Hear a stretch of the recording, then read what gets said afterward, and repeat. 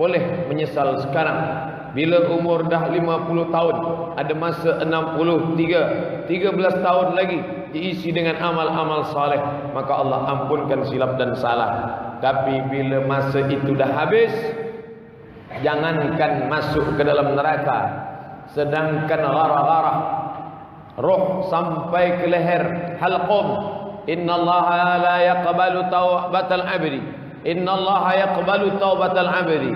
Allah menerima taubat seorang hamba malam yagharghir gharah-gharah, sebelum nyawa sampai ke halqum, ke leher. Maka malam ini kita masih sihat walafiat. Nikmat yang paling besar yang kita terima bukanlah kereta mewah, bukanlah harta melimpah, tapi nikmat yang kita terima paling besar adalah bahawa kita masih diberi Allah niat baik nak pergi ke rumah Allah, kelapangan hati mendengar tazkirah. Mudah-mudahan kita semua sampai anak cucu cicit diberi istiqamah insya-Allah. Amin ya rabbal alamin. Maka orang-orang mati itu berkata, fa'as-saddaqa, andai aku boleh bersedekah. Oleh sebab itu bila umur masih panjang, rezeki masih melimpah ruah, bersedekahlah. Kullu mri'in tahta zilli sadaqatihi. Setiap manusia nanti akan bangkit di padang mahsyar. Tajuk kita mahsyar. Di mana dia bernaung? Atap tak lagi ada. Jangankan atap masjid Kubah yang megah dan besar ini, sedangkan lapisan langit pun terbelah. Wa banaina fawqakum sab'an shidada. Kami bangun bina di atas kamu 7 lapis yang kokoh, tapi itu semuanya hancur, berkeping, berkecai, tak lagi bermakna. Maka saat itu tak ada tempat bernaung. Gunung-gunung, bukit-bukit yang besar, apa yang terjadi? Wa takunul jibalu kal ihnil mawfush. Letakkan bulu kambing. Musim di Arab ada 4. Rihlatas syita, musim sejuk. Wasaif, musim panas. Rabi, musim bunga. Kharif, musim gugur. 4 musim. Bila datang musim sejuk, mereka cukur bulu kambing. Bulu kambing dikeringkan, dipintal menjadi benang. Benang ditenun menjadi kain. Kain dijahit menjadi baju supaya tahan menghadapi musim sejuk. Manakala bulu kambing dicukur, diletakkan di tapak tangan, dihembus dengan hembusan yang kuat, mau push. Begitulah gunung-gunung, bukit-bukit. Wa takunul jibal kal ihnil manfush. Gunung-gunung, bukit-bukit seperti bulu kambing yang dihembus angin. Maka saat itu kita tak bermakna sama sekali. Bila gunung dan bukit seperti bulu kambing, maka atap rumah dan kubah masjid tak ada makna. Saat itu apa tempat bernaung? Ada yang tenggelam sampai ke mata kaki kerana keringat bercucuran panas. Ada yang sampai ke pinggang, ada yang sampai ke leher, ada yang sampai ke kepala. Tapi ada orang yang bernaung. Siapa dia? Di antara yang mendapatkan naungan pada mahsyar, kullu mri'in tahta zilli sadaqatihi. Dia bernaung di bawah sedekah. Puan-tuan yang bersedekah ke tempat anak yatim, jangan kata aku kasihan pandang engkau anak yatim, aku sedang tolong engkau. Bukan. Rezeki anak yatim ada dalam kuasa Allah. Andai kita tak bagi, Allah bagi dia rezeki. Wa ma min dabbatin fil ardi illa 'ala Allah rizquha. Semua yang melata di atas muka bumi ini dijamin Allah, garanti rezeki daripada Allah Subhanahu wa taala. Jangan kata aku bina masjid sebab aku kasihan melihat bina masjid yang tak selesai.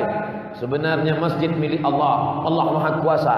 Tak ada susah sulit bagi Allah. Wal Aziz, dia Maha Perkasa. Wal Jabbar, dia yang ada segalanya. Innama amruhu idza arada syai'an ay yaqula lahu kun fayakun. Maka sebenarnya manakala kita sapu kepala anak yatim, kita tidak sedang menolong dia, tapi kita sedang menolong diri kita sendiri. Kita bina masjid yang besar, sebenarnya kita bukan membina rumah Allah, tapi kita sedang membina tempat bernaung kita di padang mahsyar. Maka kita mesti memandang dengan pandangan yang berbeza. Beza pandangan orang dari atas ke bawah dengan pandangan orang dari bawah ke atas.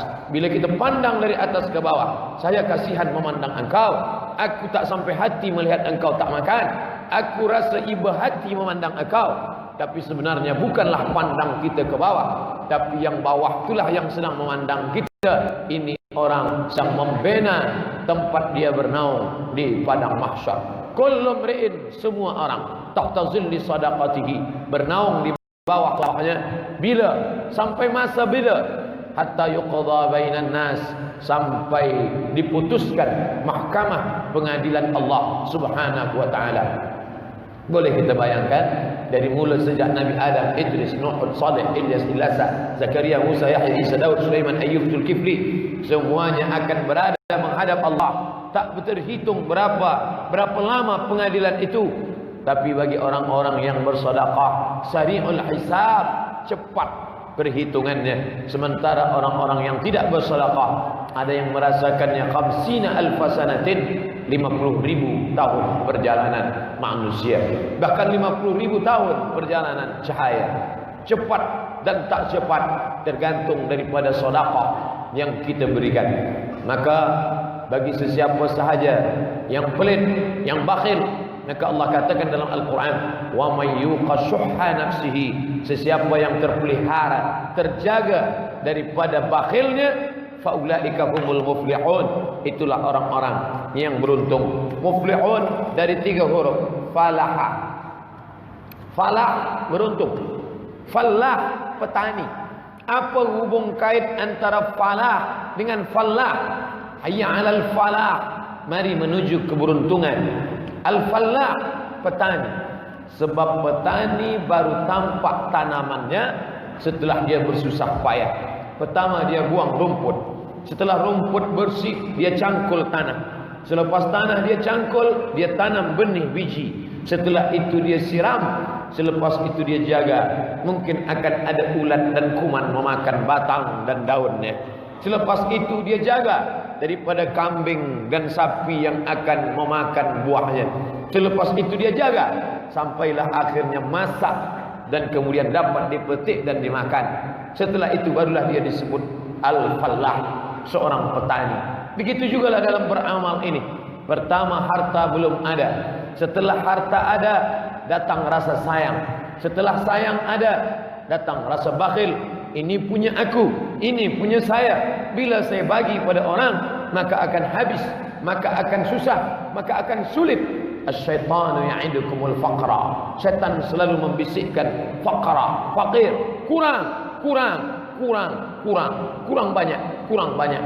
Lau kana li ibni Adam wadiyan min zahab. Seandainya anak Adam itu punya satu lembah wadi daripada emas.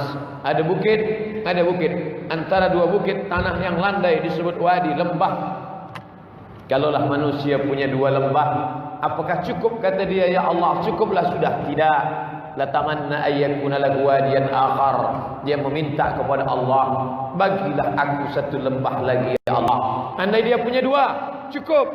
Tak pernah dia kata cukup. Dia kata, bagilah aku satu lagi ya Allah. Walan tamla fahu illa turab. Sampai mulut itu disumbat tanah, barulah dia akan berkata, cukuplah sudah. Tapi saat itu penyesalan tak lagi bermakna.